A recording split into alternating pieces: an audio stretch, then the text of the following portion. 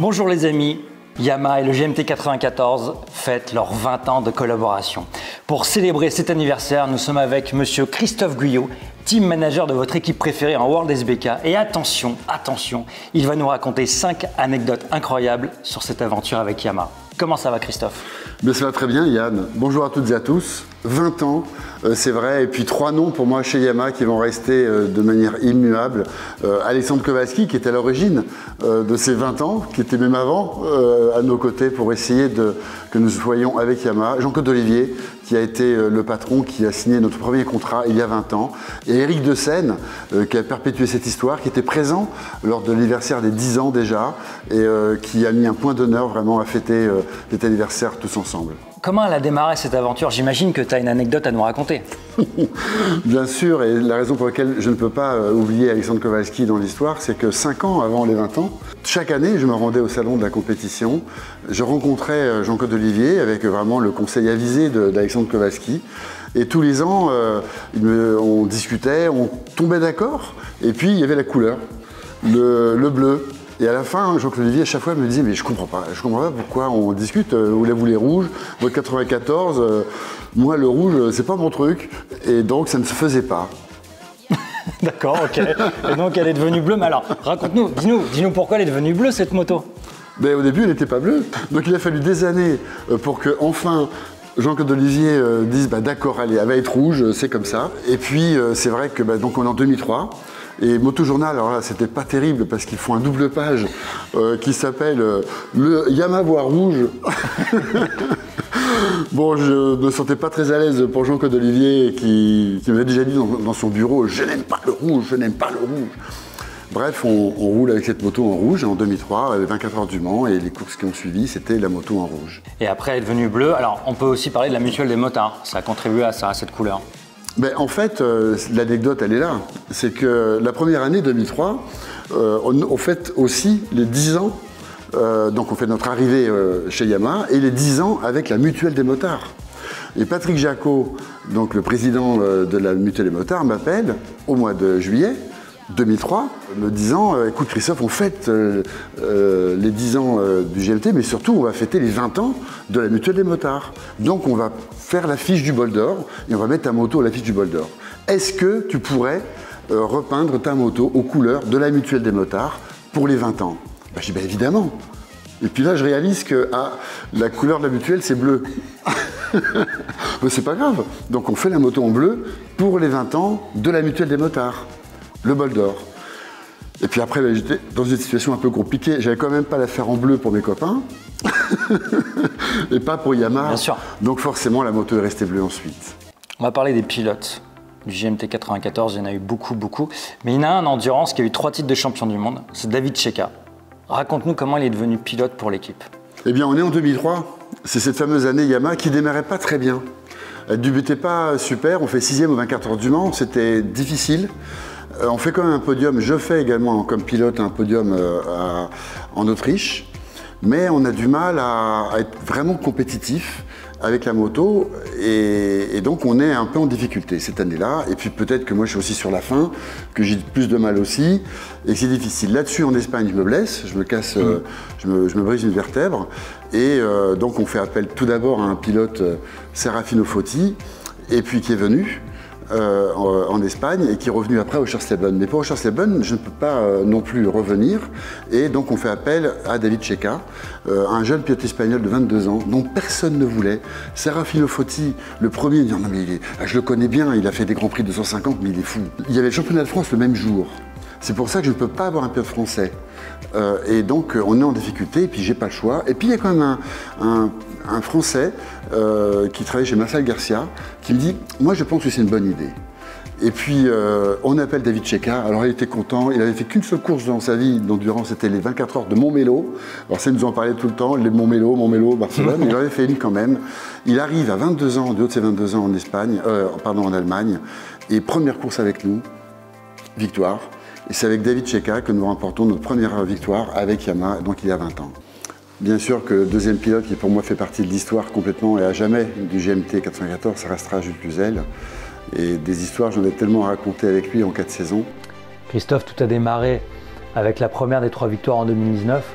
Et après, vous avez vécu une magnifique aventure avec Jules. Le plus incroyable, c'est cette saison 2021 où il est en difficulté parce qu'il se fait percuter dès la première course à Aragon alors qu'il est en pole position, qu'il est en tête de la course.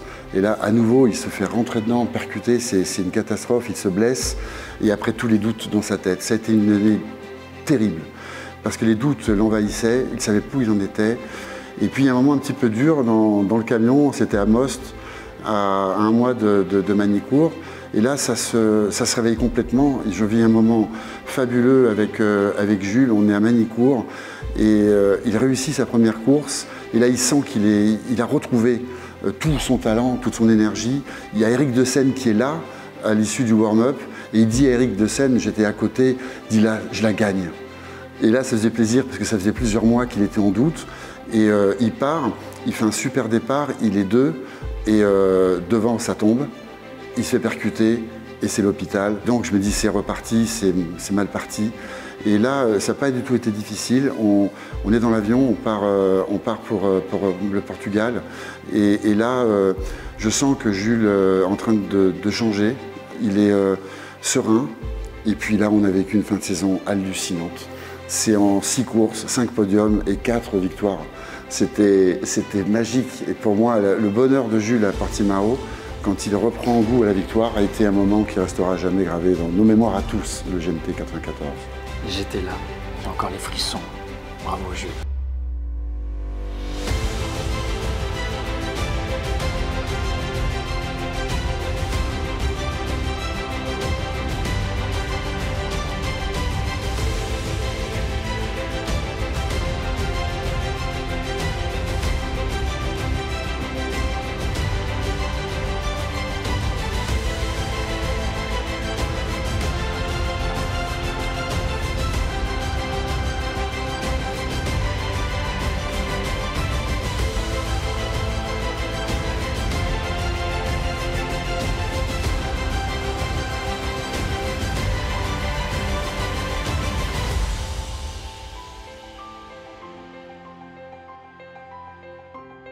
Christophe, allez, ça y est, on y est, la dernière anecdote.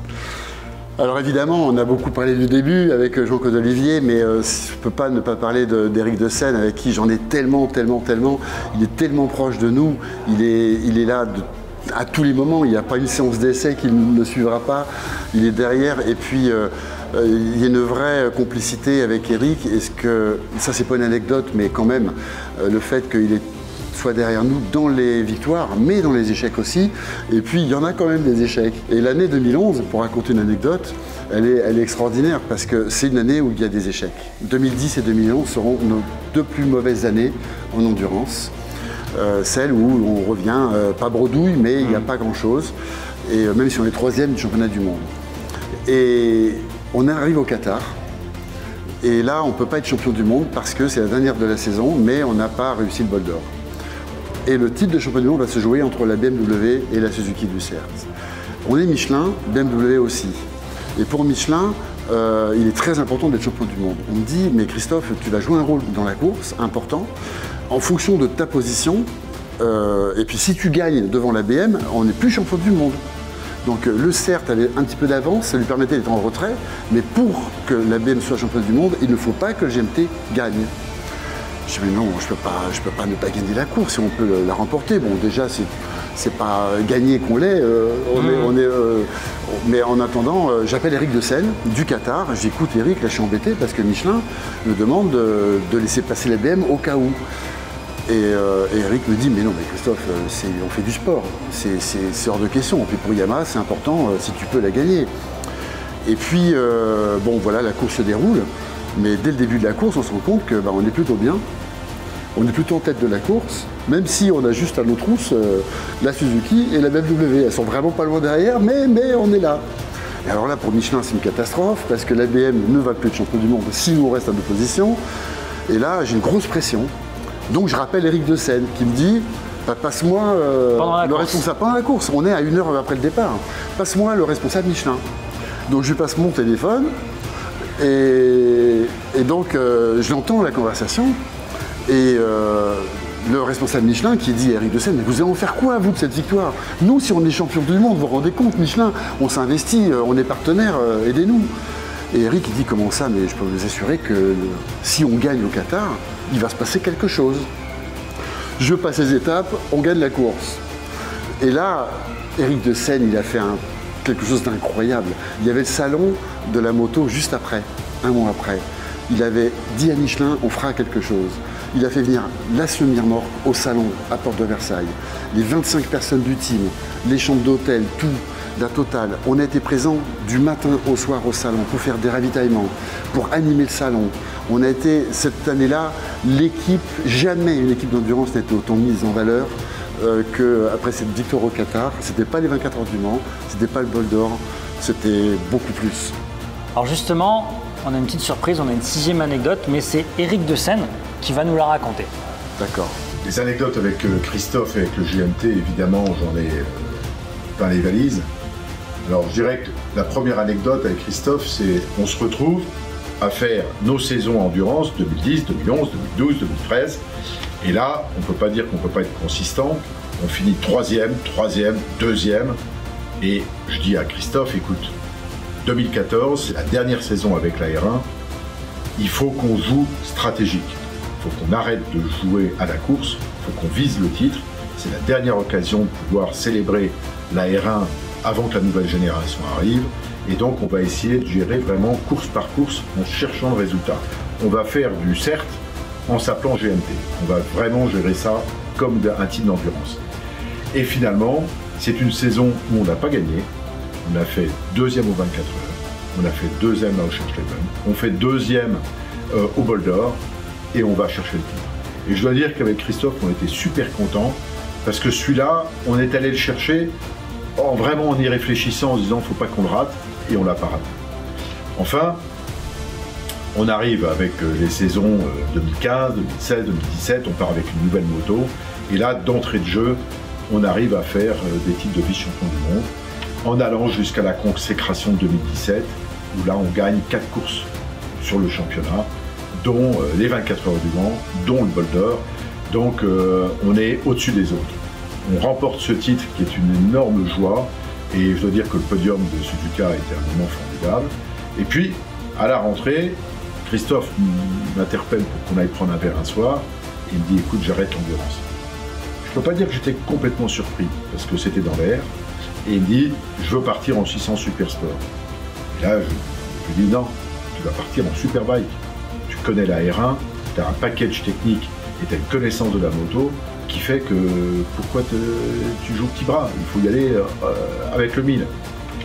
Et Christophe, dans sa grande sagesse, a fini par me convaincre que c'était une année intermédiaire, qu'on avait encore un peu d'endurance et qu'il fallait démarrer modeste et qu'il fallait qu'il se remette dans le rythme de la vitesse.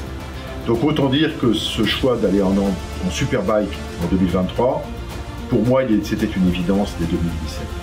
Néanmoins, il démarre la saison 2018 avec le Super Sport 600 et Mike Di Meglio. Et là, ça démarre pas comme ça devrait. Et au bout de 4 Grands Prix, il me dit c'est pas possible, il faut qu'on change de pilote. Je te propose Corentin Perrol arrive. Et je me souviens, je lui dis écoute, je comprends le choix, je comprends le choix du jeune talent français, prometteur. Les rumeurs étaient bonnes autour de Corentin. Je me souviens, je lui dis écoute, 1, je te soutiens, 2, on n'est pas à l'abri que ça fonctionne et qu'il y ait quelques bons résultats. Et donc, et si ça marche, ce serait tellement beau et tellement formidable. Donc, essayons de rebondir sur une histoire qui soit belle. Et l'histoire a été belle. Magnifique histoire.